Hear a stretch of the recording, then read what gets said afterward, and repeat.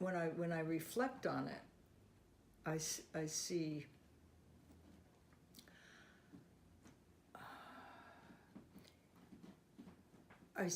the good, the bad, and the ugly. It's like it's all there. Like the things about about Scientology as a a cult that hangs on to you and all that stuff. All that stuff's true, and all the stuff about David Miscavige is an absolute criminal, and he's been running the scene for forever, and that's a whole story in and of itself. But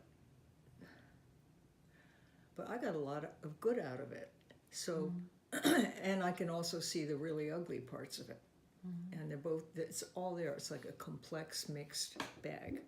And my own personal experience was certainly not all bad.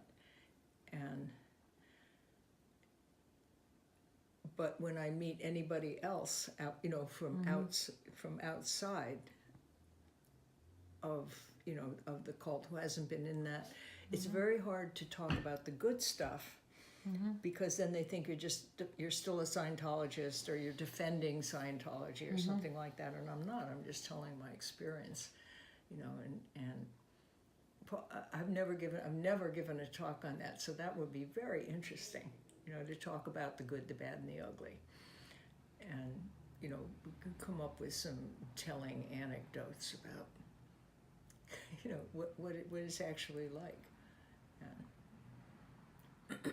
I mean, the big good thing that it did for me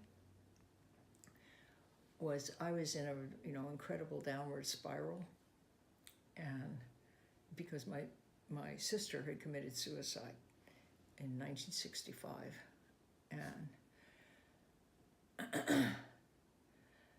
and that 2 years between when she died and when I was introduced to Scientology, I was just I was getting myself into really dangerous situations, and it's like, have you ever heard the phrase "death by cop"?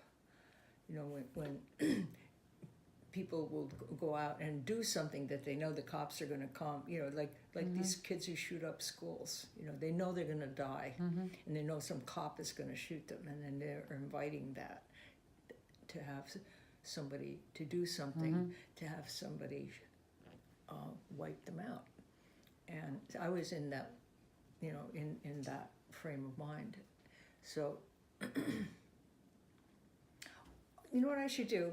I wrote like about 60 pages or so of the beginning of the Scientology section. It starts with, about why and how did I get into it? What were the circumstances that led me to do such a crazy, foolish thing? But the big thing that happened was, as soon as I got involved, all of that inner turmoil, the depression and the anxiety and the downward spiral just went away. And it wasn't so much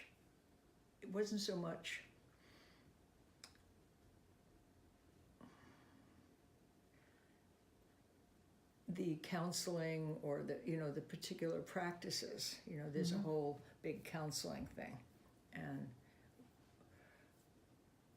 but it was having latching onto a big purpose, like that, and the purpose being making people better, which is what Scientology claims to be able to do, and can in some cases do. But it's like, and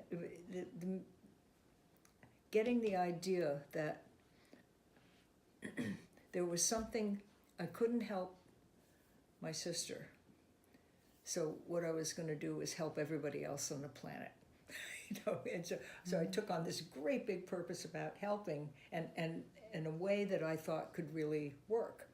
And so it relieved this enormous sense of guilt that I had about why weren't we able to save